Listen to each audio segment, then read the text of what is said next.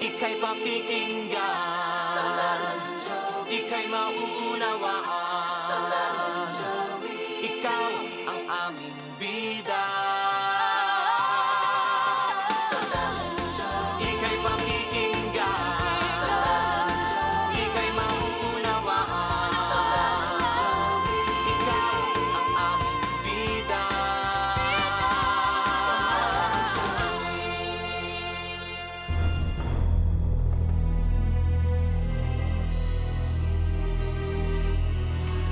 Isang magandang gabi mga kaibigan.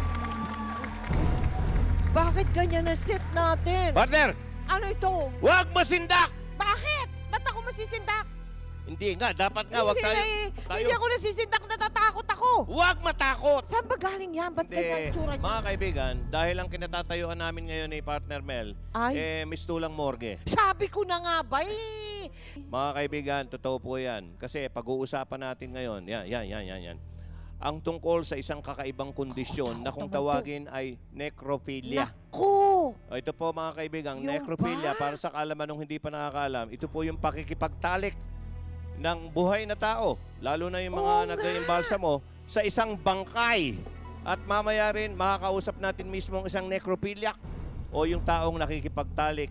Meron pa kang appeal sa kanya yung mga patay. Ako Gano'n. naman. Mm. Naku, dapat nga abangan yan. Ah. Pero Pards, kung bawal o hindi tanggap ng ating lipunan, Mm. ito nga kung tawagin necrophilia. Necrophilia, oo. Di ba? Alam mo ba Mhm. na may mga lugar po sa mundo na isinasagawa ang pakikipagtalik sa patay. Ayon na rin yan sa kanilang kultura at paniniwala. Katulad na lamang nung dating paniniwala, ito, totoo to, ng isang grupo ng mga tao sa isang lugar na Isang bansa, ibig mo sabihin. isang lugar, naniniwala sila na para mahanap daw ng isang namatay na babaeng birhen, Oh. babaeng birhen ang katahimikan o peace Oh. sa kabilang buhay na pupuntahan niya, Aha. kailangan may lalaking makipagtalik sa babaeng birhen na bangkay na ito. Dapat bangkay Paniniwala na nila yung babaeng virgin. Oo, kailangan may makipagtalik sa kanya. May mga grupo pa po, Pero mga palang bansa. gano'n, no? Oo. Alam mo, ganyan rin nga ang paniniwala ng ilang lipunan Mm. sa Central Europe noong sinaunang panahon. Ano Noong po? araw, oo. Na kapag namatay ang isang babae na nakatakda ng ikasal, Aha. kailangan makipagtalik sa kanya yung lalaking dapat sana ay pinakasalan niya. Aba? Mabuhay Biruin ang mo yun. bagong patay. Ay, hindi. Dapat ganun. Hindi, mga kaibigan, ang dami pong kwento dyan tungkol sa necrophilia na yan. Pero umpisa pa lang to, Kaya abangan nyo mamaya ang buong kwento ng mismong necrophiliac na Yes. nagpaunlak. Magkarayon po pa. tayong Necrophiliac na mai-interview. nagpaunlak na magpa-interview. Oo, Kay interviewin Partner natin yan. Mel. Malalaman Oo. natin kung anong uri ba ng kondisyon Ah. itong kung tawagin ay necrophilia. No? Okay, doon muna nga tayo. At, Sige. Pero ito isa. Maiba tayo, no? Alam niyo ba, mga bala na nakamamatay, no? Pwede palang gawing palamuti o disenyo ng damit. Yan po ang pinatunayan ng multimedia artist na si Josephine Jing Toralba sa kanyang kakaibang likha na kung tawagin ay bullet gown. tama ka dyan, partner. At malalim din ang pinag-ugatan ng kwento sa likod ng bullet gown na ito, mga kaibigan. May kwento yan. Alamin nga natin kung paano naging inspirasyon ng isang masalimuot na pangyayari sa buhay ni Josephine Jing Toralba para makalikha ng isang damit na yari sa mga bullet shells. Ito ay ang damit mula sa bala, pwede pala. May ganon? Oh, ano ba yan? Bow, simbolo ng karahasan. Simbolo ng kamatayan. No mag-aakalang may makakaisip na ang mga balang ito ay maaaring maging unique art pieces. Iba't ibang kasuotan na may pambihirang ganda, may elegante, mala warrior, meron ding parang kaftan, mala Hindu princess. Pero kung inyong pakatitignan, lahat ito gawa sa bala ng baril. Mel, Joey, magandang gabi. Andito tayo sa Britannia Art Projects kung saan makikita ang pambihirang sculptural pieces ni Miss Jing Toralba. Tara, pasok tayo. Apat ang ginawang sculptured bullet dress ni Josephine. Una na rito ay ang mighty ballistic. Merong gear, body armor at skirt. It's about 20 kilos. It's made of empty bullet shells, 9mm, 35 caliber, at saka 45 caliber, at saka ito, shotgun shells. Nagtototal to ng mga 3,000 pieces. Diwata naman ang itinawag ni Josephine sa kanyang ikalawang obra. Malakapang kasuotan na umahalin tulad sa mga diwata ng kalikasan. This is 14 kilos, tapos a little less than 2,000 pieces ng shotgun shells. Ito naman ang kanyang Flying Divinity Bullet Dress. Ito ay may 10 kilos ang bigat at 1,400 bullets na ginamit. I get my inspiration also from Oriental armor. At ang pinakahuli pero ang pinakamadetanye sa lahat ay ang kanyang bullet wedding dress. The inspiration I looked into here is the Spanish colonial. Yung ginamit ko dito na materyales, mga 4,000 shells.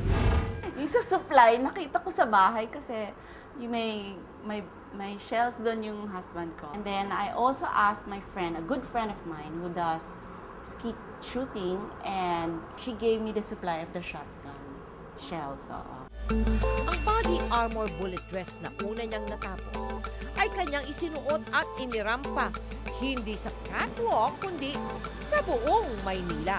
Punta akong Quiapo, nag-LRT ako, nag-bus, nag-jeep sa Luneta. I want people to critically reflect about violence, death, and our identity. Niyo bang may masamang karanasan sa baril si Josephine? Last 2007, my father was murdered with a gun.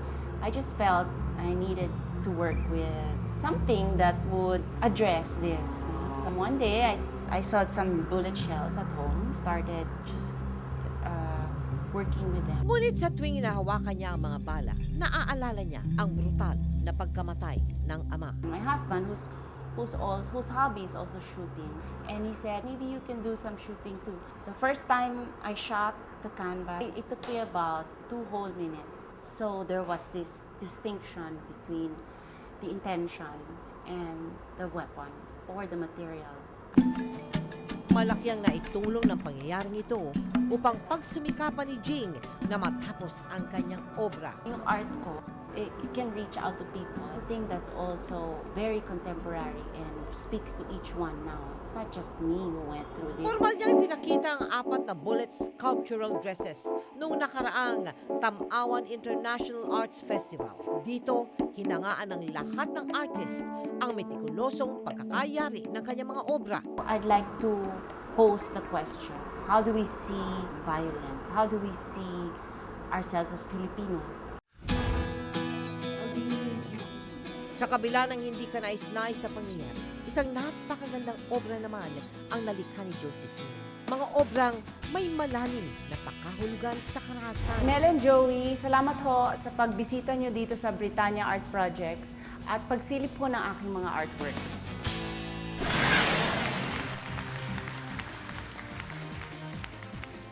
Sa ngayon, mga kaibigan, para sa inyong kaalaman, nasa Cairo, Ehipto, Egypt, Egypt. ang bullet gown na ito ni Josephine Jing Turalba para sa 12th Cairo Biennale, isa sa pinakamalalaking international art show sa Middle East kung saan kasali sa mga exhibits yung gawa niya. Oh, congratulations Iba sa iyo, Josephine. Oo. At sana, dumami pa yung mga taong katulad niya na hindi lamang kayang lampasan yung isang mapait na karanasan, kundi makalikha pa at may silbing inspirasyon yung mapait na karanasan para maglikha ng isang magandang bagay. Okay, samantala mga kaibigan, bakit daw malabong kausap tayong mga Pinoy? Ikaw lang, Aba, bakit? hindi. Magugulat ka. Aba, iisa-isahin natin yan kung bakit sa ating siyeteng Ah, siyeteng na pala. Huwag kayong aalis dyan. Makikipag-syetehan sa inyo si Joey De Leon sa pagbabalik ng Mel and Joey. Okay.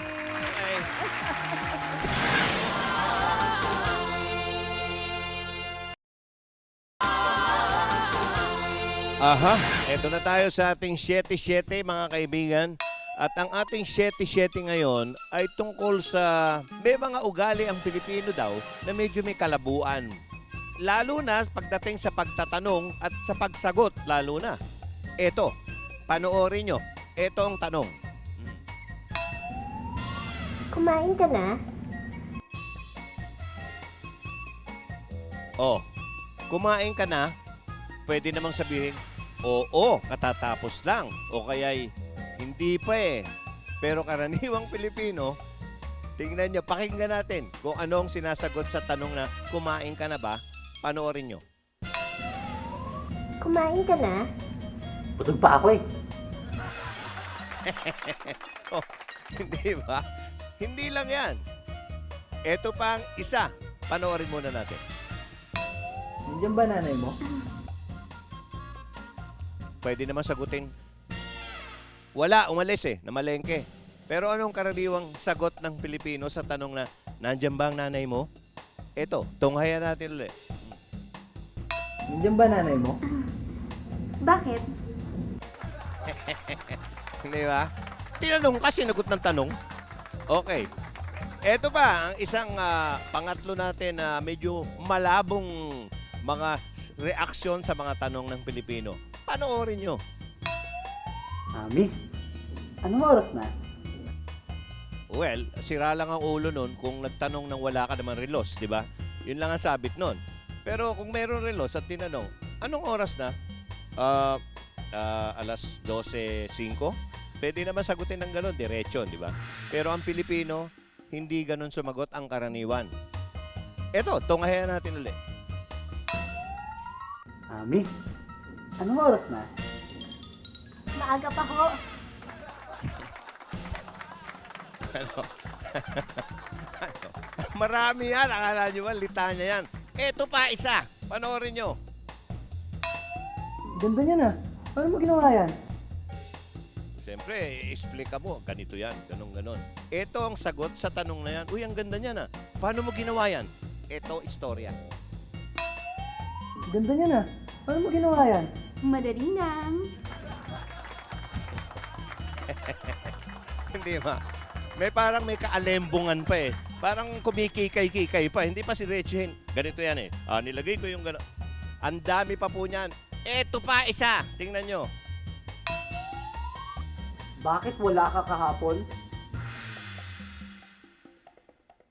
Palagay nyo, ang karaniwang Pilipino po, ito ang isasagot sa'yo. Panoorin natin ulit. Bakit wala ka kahapon? Absent po ako eh. Hindi ba, naaaliw kayo, no? Kung ang mainit lang talaga ulo ng Pilipino, marami na pong nangamatay, mga kaibigan. Ito pang-anim natin sa ating setting kalabuan ng Pilipino sumagot. Panoorin nyo. Hello, saan ka na? Well, ayan, medyo high-tech tayo. Tinatouch natin ngayon yung mga telepono, mga cellphone. Hello, nasan ka na? Siyempre, sasagot ka lang. Nandito ako sa EDSA sa tapat ng kung ano man building yan. Ano? Yan, dapat ganun eh. Diretso ang sagot. Ito po ang sagot ng karaniwang Pinoy. Panoorin nyo. Hello, saan ka na? Malapit na ako. Wait lang. Hindi mo malaman kung nasa lawag pa.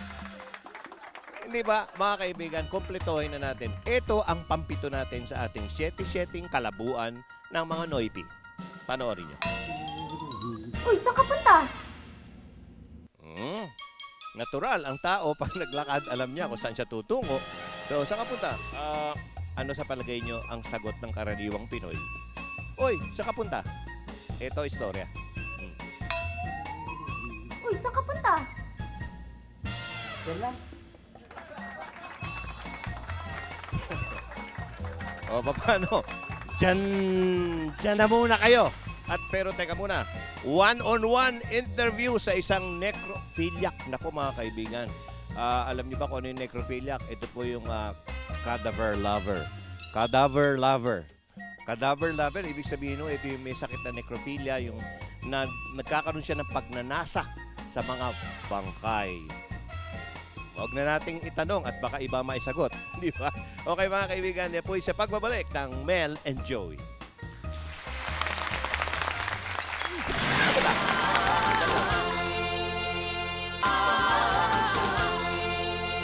Ang mga bata po ay inyo munang patulugin.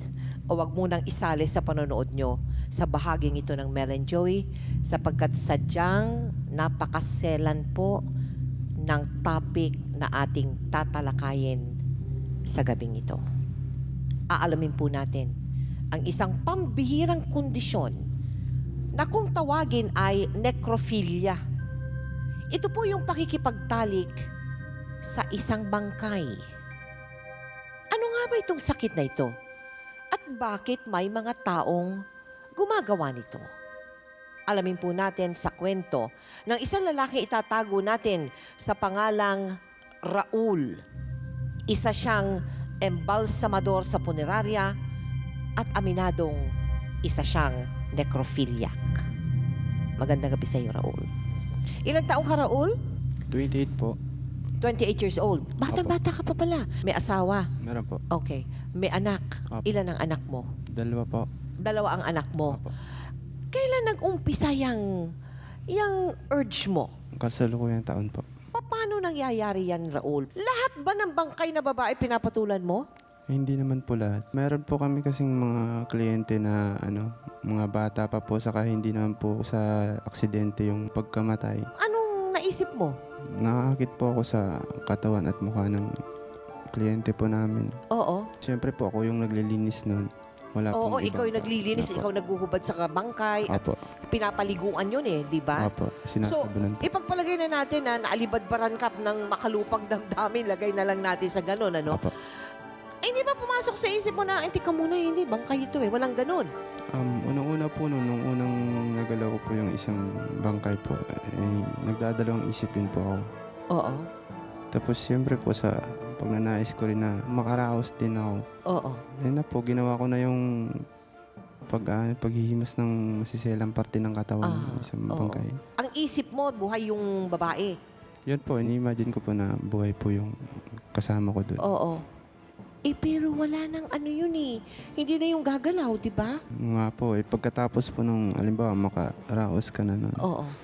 parang nakakonsensya rin ho ako. kung Naiinis bakit- ka rin sa sarili Opo, mo. opo. Yung bang mga kasamahan mo, alam nila yung ginagawa mo? Nililihim ko rin ho sa kanila. Meron po akong sinabihan na sa mismong may-ari na parang na rin ho ako sa ginagawa ko. So, ano sabi sa'yo ng may-ari? Siyempre, sabi niya, siyempre, pag nalaman niya na ibang tao, makakasira rin sa Oo. negosyo niya.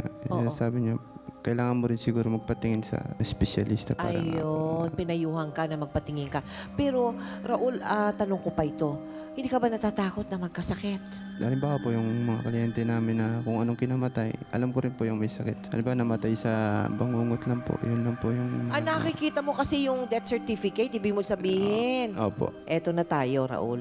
Kailan pumasok sa kaisipan mo na talagang gusto mo nang humingi ng tulong para matigil na itong gawaing ito? Unang-una po, siyempre po may pamilya din po ako.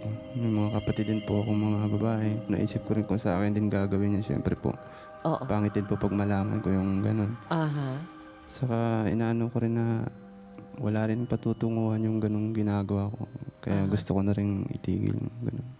Ang ibig sabihin mo ba, Raul, ikaw nagpaparaos lamang sa bangkay? Hindi ka na ba nakikipagtalik sa isang babaeng buhay? Unang-una, yung iniiwasan ko rin po yung sakit. Takot ka rin pala sa sakit. So, hindi ka gumagamit ng babaeng buhay? Hindi. Sa nung asawa ko po, nung handito po yung Asa ba asawa. yung misis mo? Oo nga pala, nasa abroad ang misis mo, hindi ba? Oo. Opo. Alam ba yan ng misis mo? Ayun nga po, inaano ko po pag nalaman ng asawa ko sa pamilya ko, pamilya ng asawa ko, yun na po. Nakakahiya. At gusto mo na talagang mabago ang buhay mo. Opo, ma'am. Oo. At sa puntong yan, mga kapuso, pagpapatuloy po ng ating usapan dito, makakapiling na natin ang isang maaaring makatulong kay Raul. Huwag ko kayong aalis dyan.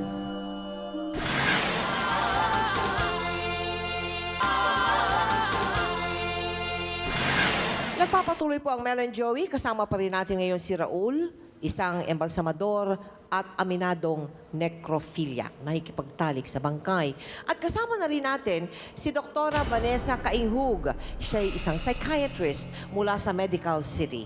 Magandang gabi po sa inyo, Dr. Cainhug. Yes. So, Doktora, ano ang pinagmumulan ng kondisyon na kung tawagin ay necrophilia? Mas at risk po usually sa mga tao na kung tawagin po natin ay mga loner, yung mga ayaw nila ng emotional relationships. Isa pa hong maaaring dahilan bakit nangyayari ito ay kung ang tao ay may sakit sa pag-iisip or ang sinasabi naming psychosis. Maaaring meron siyang mga bulong na nag-uutos sa kanya na gawin yon. So, hindi niya mapipigilan yung sarili niya at gagawin talaga yon. Dahil meron silang anxiety na ma-reject sila ng ibang tao.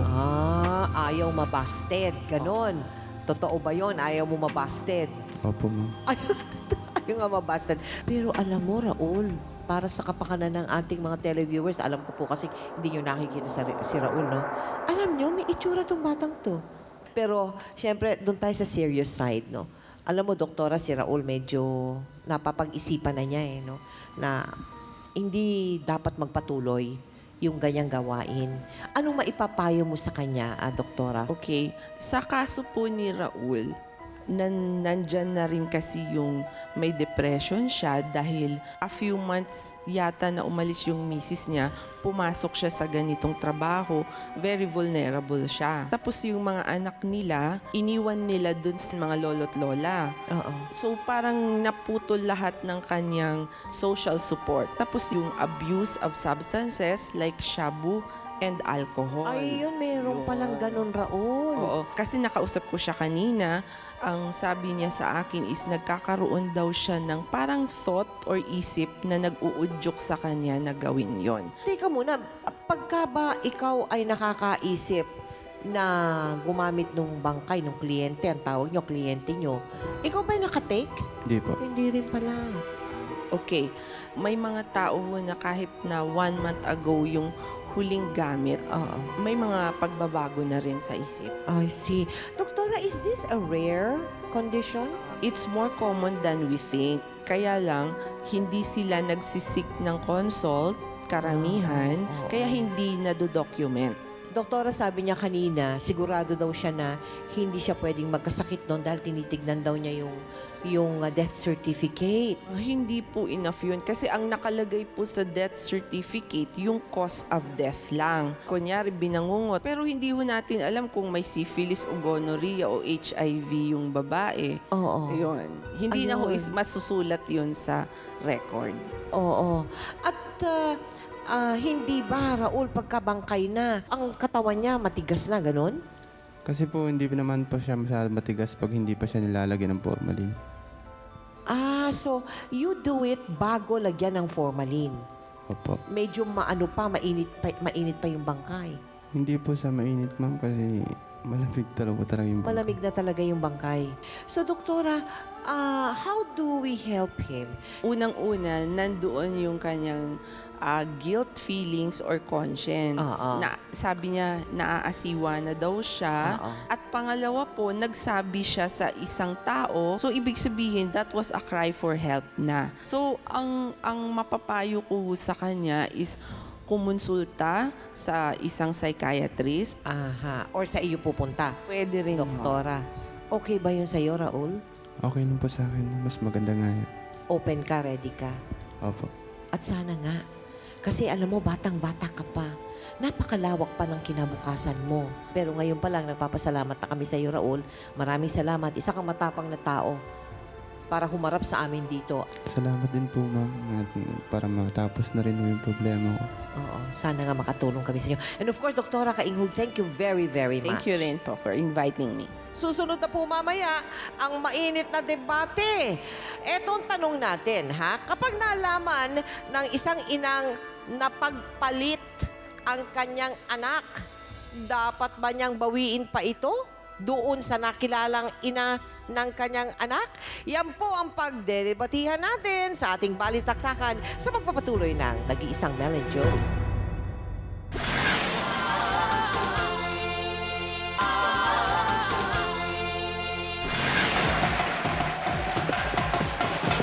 Mga kapuso, humanda na sa isang napakainit, sanga-sangang debate ito kapag nalaman ng isang ina na napagpalit ang kanyang anak makalipas ang 10 taon?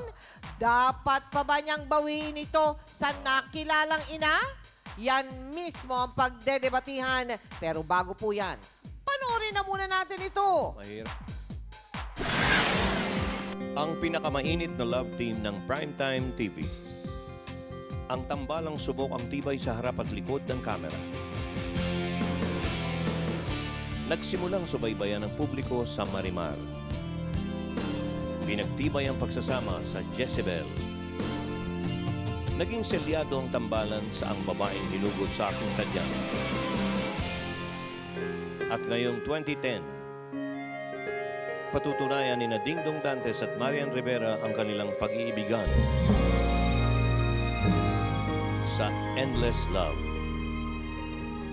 Actually, nung time pa lang ng Darna, sinabi na sa amin na may bago uli kaming soap na magtatambal kaming dalawa. So dun pa lang alam na namin at sobrang excited kami na gawin talaga tong Endless Love. Naging hit siya dati sa atin and ganun talaga yung timpla ng panlasa ng ating viewers, Pinoy viewers. And maganda kasi hindi masyadong common yung ganong klaseng istorya. Ito ang kwento ng dalawang sanggol na aksidenteng na ipagpalit sa ospital. Ang isa ay lumaki sa yaman, ang isa naman ay naging sadsad sa kahirapan. At nang dumating ang panahong lumabas ang tunay nilang kalagayan, biglang nagbago ang takbo ng kanika nilang kapalaran. Siguro if ever na mangyari yun, hanapin mo talaga yung totoo mong anak. Ngayon, kung ano yung pag-uusap niya na okay naman siya doon, at least nakilala ka niya, maganda yung kinalalagyan niya, siguro magiging happy ka na para sa kanya. At the end of the day, magdidesisyon dyan yung bata kung saan siya magiging masaya. Matapos maipalabas, iba-iba ang naging reaksyon ng mga tao. Pero sa ating batas, ang mga batang nahiwalay sa tunay na magulang, mapupunta sa kanilang tunay na kadugo. Gustuhin man nila ito o hindi. Kaya ang mainit na debate natin ngayon, kapag nalaman ng isang ina na napagpalit ang kanyang anak sa anak ng iba, dapat pa ba niyang bawiin ito sa nakalakihang ina?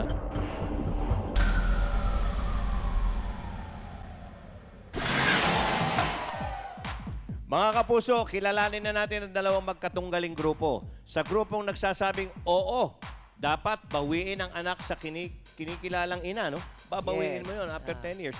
Kasama natin ang kapusong celebrity mom na si Carlene Aguilar at si Fe Alba. Yan! Dapat bawiin pa rin ang sariling anak dahil syempre, kung ikaw ang tunay na ina, dapat mabalik sa'yo yung anak mo. Di ba? Aba, okay. Laban kung laban, bawi kung bawi, anak na galing sa'yo, bawiin mo ng todo! At mula naman sa grupong naniniwalang hindi na dapat Hindi. bawiin ang anak sa kinilalang ina nito. Kasama natin ang kapuso celebrity mom, si Sherilyn Reyes at si Raquel Bernardo. Para sa akin, wag nang bawiin yung totoong anak kasi iba na yung kinilala mong anak, yun na yung pagbuhusan mo ng pagmamahal eh. 'Di ba? At yung anak mo na totoo, iba na rin yung kinilala niyang magulang. So, wala na bawian. Doon na siya sa kilalang pamilya. Wag na ang bawiin pa. Simulan na natin ang debate muna kina Sherilyn. Oh, go. Fight!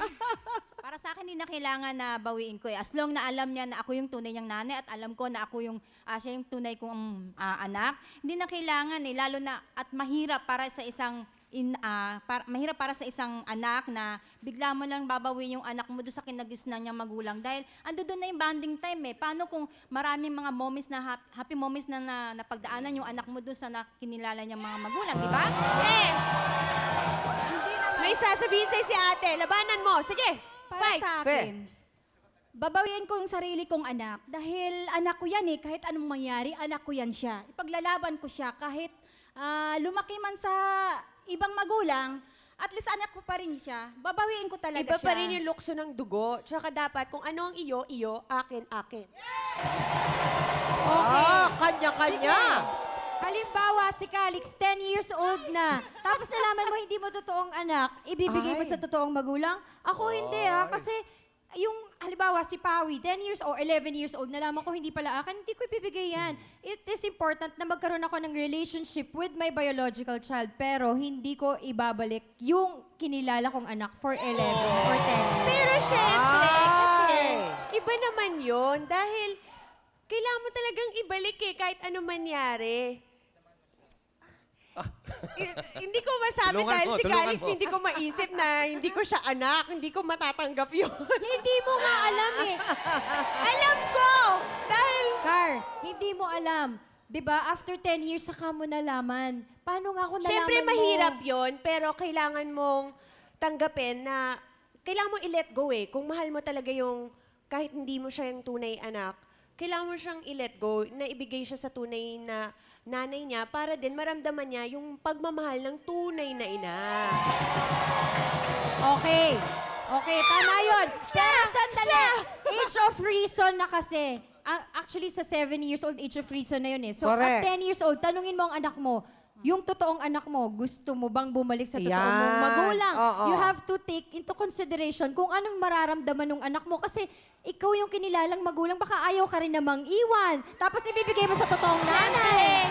Siyempre, understood na yon kasi ikaw yung kinalakihan. Pero siyempre, kailangan mo pa rin i-explain sa kanya bilang nakakatanda na ito ang tunay mong ina, ganun. Aha. Ayun, kailangan mo lang i-explain. And matatalino na yung mga bata ngayon. So, Alright. kung ayaw. Kung gusto, edi, alam mo yun, magpapalitan lang naman tayo. Ay, maganda. Amo na, sandali ha.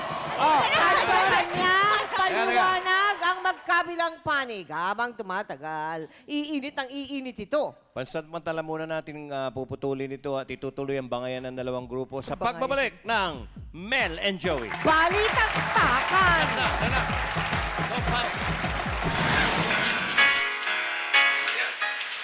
Mr. Sixto, bakit ka nandito? Baka makita ka ni Papa. Sumama ka na sa akin. Saan tayo pupunta? Tatahanan tayo. Nakahanda na ang lahat. Sa linggo, habang nanananghalian ang lahat, itapanan kita. Hindi maaari. Bakit? Party Pilipinas yun. Party Filipinas all around the world. Put your hands together, every boy and girl.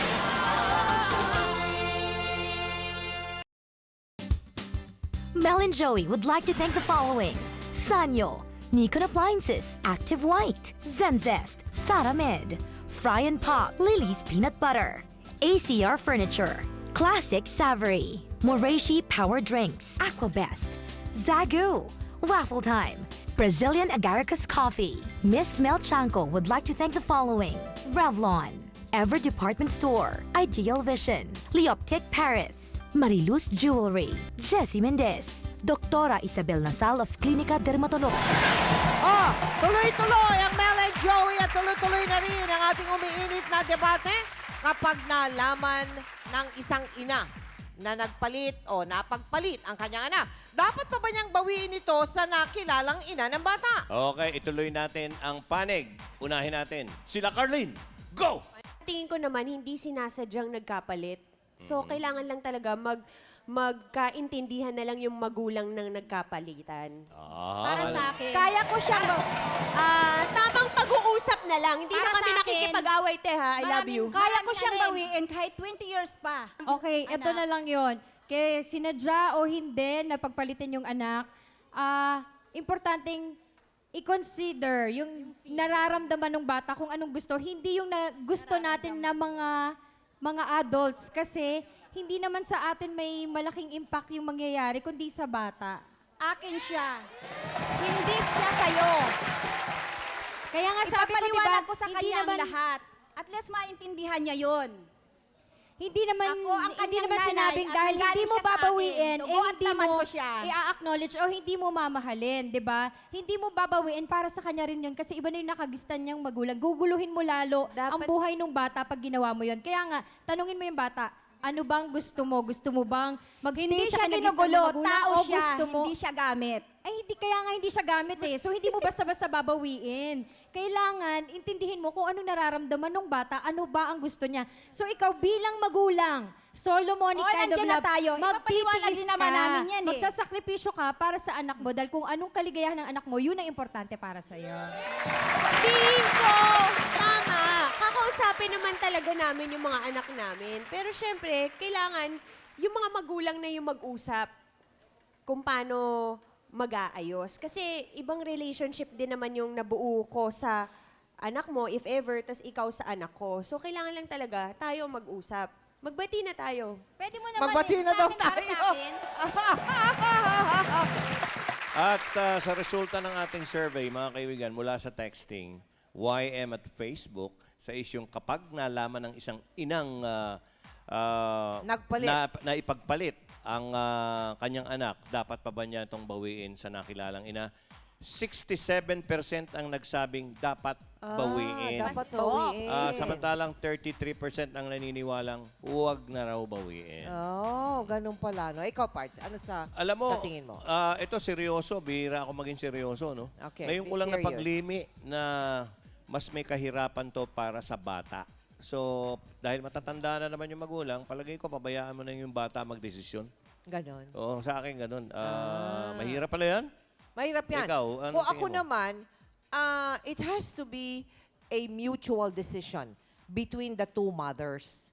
Ako, yung ina nung, yung naging ina nung anak ko, Palagay mo may magpaparaya ang doon? Hindi. Oh, bakit hindi? Oo. Yun ang kakaibiganin ko. Sapagkat kita mo, either way, binawi ko man o hindi ko binawi.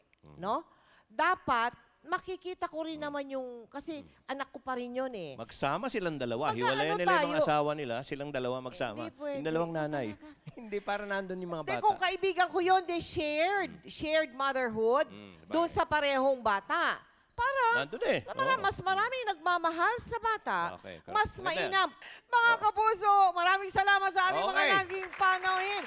O, teka, may sorpresa kami sa inyo, sa ating studio yun? audience. Mamimigay tayo sa kanila ng mga water jug. Ito yung handog ng Nikon Home Appliances. Pero bago pa man matapos ang gabing ito, narito na po ang ating thought for tonight. Mula sa famous painter na si Vincent van Gogh. Ang ganda nito, ha? Pakinggan yung mabuti. One must work and dare if one really wants to live.